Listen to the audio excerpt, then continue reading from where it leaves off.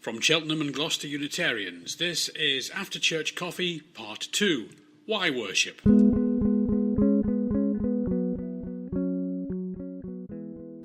To worship is to stand in awe under a heaven of stars, before a flower, a leaf in sunlight, or a grain of sand. To worship is to be silent, receptive, before a tree astir with the wind, or passing shadow of a cloud.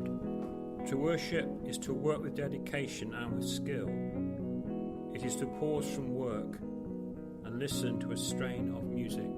To worship is to sing with the singing beauty of the earth. It is to listen through the storm to the still, small voice within.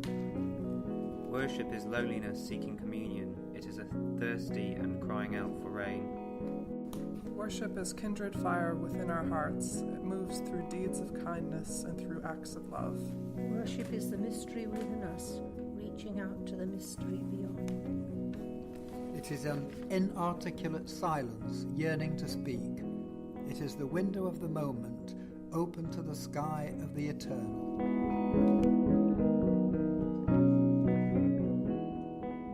Those words were from the Reverend Jacob Trapp, and I was delighted to welcome back for the second episode of this podcast Alison Thursfield and Cressida Pryor, and I began our conversation by asking them what worship meant to them. Well, I was just thinking as you were talking that actually worship makes this coming together here at Base Hill more than just a Sunday club meeting up with old chums and just having a coffee together, because there is something of the, you could call it the transcendent, which sort of makes it different to just being something just sort of nice, social and chatty. So for me, that is really important, and it's about that extra dimension, that's something beyond connecting with something that's meaningful and more than. Those sorts of words come in. It's difficult to express, but that's what worship is for me. You're sort of echoing what I would say. I mean, I made reference to the charismatic movement this morning, didn't I? Yeah. And the idea of people putting their hands in the air, which I did, or rather unkindly say, hands down if you want coffee. But it's the stretching beyond the self towards something. Absolutely, and that for me is really important, because the everyday, it's sort of materialist. We wander around on this earth, and we go shopping, and we meet with friends perhaps, and we sit by ourselves and we watch all that sort of stuff. But coming here to Base Hill is an important connection with that something more than. Alison, how about you? What's your perspective? Well, I agree with what Cressida's saying and with what you're saying. To me, it's also a chance to slow down and quieten down in my life. It's an opportunity to see life from different perspectives, from other people's points of view, to get outside oneself and be stimulated from outside. And also worship, not necessarily here, but in other places, is a chance to become more at one with the natural world or with the whatever's going on around. Thank you, yeah. So it's quite a lot of things all at the same time. Do you find, this is an extra question, I'm afraid, but in terms of the individual versus the collective, do you find a difference between the way you would worship individually, if that's something you would do, and worship collectively, or not?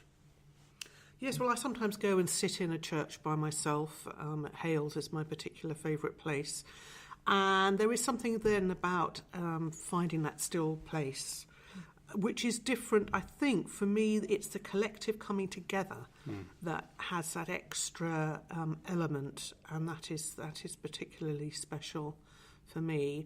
I can get there on my own, but it might take a bit more than when it come together with other people somehow. That's just...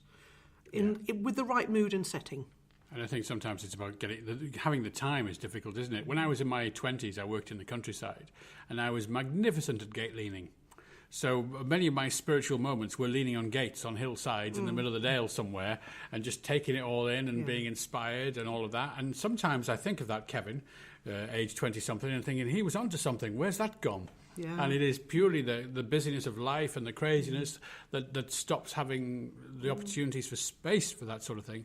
So therefore, perhaps I need a community in which to do that more than I ever did before.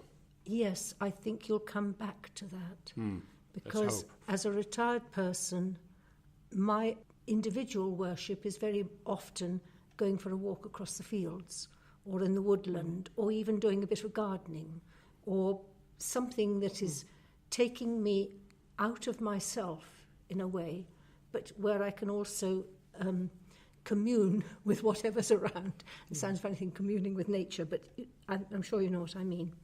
The service we had earlier today was taking this worship theme as a cafe church thing and asking people to share their transformative, worshipful experiences, if you like. So we asked people to go and in small groups talk about an experience they'd had which they considered in some way worshipful and why that was. And I thought now would be a good time for each of us to share what we would come up with that.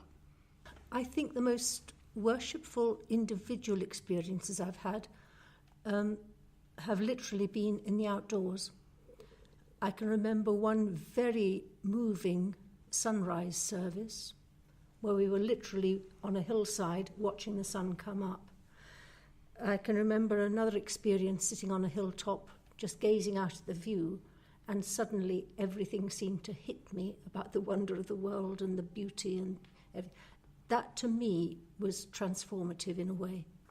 Something that I was aware of more when talking about it in our small group this morning was, again for me, it's something about coming together. And it's actually even just watching other species coming together. So it's those, the birds, the starlings, when they come together, and I just think, and somehow they're moving as one, and that is just this again, it's just an extraordinary thing to be with and to witness and watch. And we had just put something out in the garden it was called a bee hotel, and I realised at some point there's a whole load of little bumblebees in there, and just watching them gather in this thing that I had just we had put out there, and these bees took hold of it and they gathered, and that somehow was extraordinary, and that there was a worshipfulness there in their being, literally a pun, being together, and it was special just to watch them. There's a lot around nature, isn't there? Nature was one of the themes that kept coming back today. Yes. I'm going to go a bit left of field and take you back to 1993 when I was studying drama and had found in theatre a kind of, I felt almost a rawer sense of ritual than I was finding in churches at the time, because there were no rules. Sacred and profane all sat together in the same kind of thing, and you could really honestly explore ideas. So we were tasked, as a drama student, I was tasked to come up with some kind of event. And what I came up with was an event which became titled Sex, Beer and the Holy Trinity. And my original idea was it was going to be quite bleak, and it was going to be about what has religion become in society. But I was talking to my good friend Darren, and he said, you know what, it's really easy to be bleak and depressing, but actually to be persuasively positive is quite difficult. Could you do something with that? And that's what it became. So it was an outdoor theatre piece that started on the steps of York Minster. And we were looking at what religion is there. And opposite York Minster, there is a Roman column. And we went over to that and we celebrated the religion of time and our concerns about time passing and how do we feel about our place in time. And then I had 30 people in the audience, all of whom then walked backwards down the road singing When I'm 64, until we arrived at a pub. And then we did the whole temperance thing about the demon drink of old and all of that. We had a marriage between a man and his beer. But again, then we started thinking about pubs as places of ingathering, of community, of sense of belonging. We then ended up on Monk Bar Gate, where I did a swashbuckling adventure and turned it into a western. And as we walked from Monk Bar back along Lord Mayor's Walk to the college, so I had 30 people behind me, and we'd just done this whole western sequence, and we had music playing. In the town of Wichita, Kansas, there was a man of peace, all this stuff. And I looked behind me, and without any prompting, there were 30 people walking along over the pedestrian crossing, pretending to be riding horses. They were cowboys. And then this is going to. I know this all sounds absurd, but we're getting there. Don't worry. And then we had a little bit of a communion and used the bread as what are the things that connect us to each other. Look at the simplicity of sharing food as a way of connecting with another person. And then as we got back to the college, there was a gathering place where everybody just stood and talked about what they'd just been through and their sense of connection. And here's the weird thing. There were 30 people there. The pub was open. It was Friday night, and nobody left. Everybody wanted to talk about their sense of connection to each other. And I thought, that surely is what religion is. It's connecting to beyond the self, connecting to others. And I thought, in some ways, absurd as that was, it was probably one of the best services I ever had anything to do with. Though that's not what it was billed at. But it was something totally different. And I realised then that that's what we should be about. That's what I think collective worship needs to have that. You need to come away not just connecting to something out there, but someone sitting next to you. And of course, the word itself, religion, is re-tying. Yeah. Ligaments tying. Bringing together. Yeah. So there we are. Went off on one there, rather, but I think some different perspectives there. Now, in our service, once people had done this whole bit of sharing their experiences, they were then asked to design a place of worship based on their ideas. And we had some quite interesting and diverse ideas coming. I must admit, as I've said before, where 2 or 3 Unitarians are gathered together, there are at least 5 opinions, and so it proved to be, with some very, very different points of emphasis. But once again, it seemed to me nature was big. Definitely. Yes, I think in all the groups, nature came out as one of the needs in our daily lives that inspires worship. Yes, it's certainly something, in a sense, when I took the step from my more earth spirit, pagan-based faith to coming here, I appreciated the bricks and mortar because I could be warm and dry, which was wonderful, but I did miss the connection, the leaves underfoot. We would meet under a tree up on Crickley Hill. So, yes, I think, and one of the things that came out was about how to make here, Base Hill, to green it up and to make it more natureful. Well, it's interesting, as I mentioned earlier in the service, I did this sort of exercise with some children once, and 3 different groups had made model churches out of plasticine, and all 3 had a garden, but the garden was right in the middle of the worship space. A cloister would be, that's just... That's one thing that came up in the group that I joined. Yeah. So that the cloister idea, where you maybe have a central garden with a fountain and water and trees maybe, and this walkway which may be covered, but also arches so it's open to the public and people can look out as well as look in, and you could have a 2-way joining in with people all around.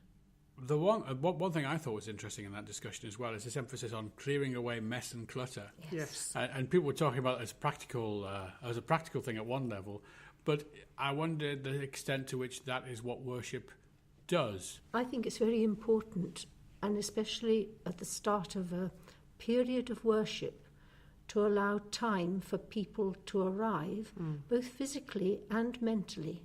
A time for your minds to catch up with your bodies.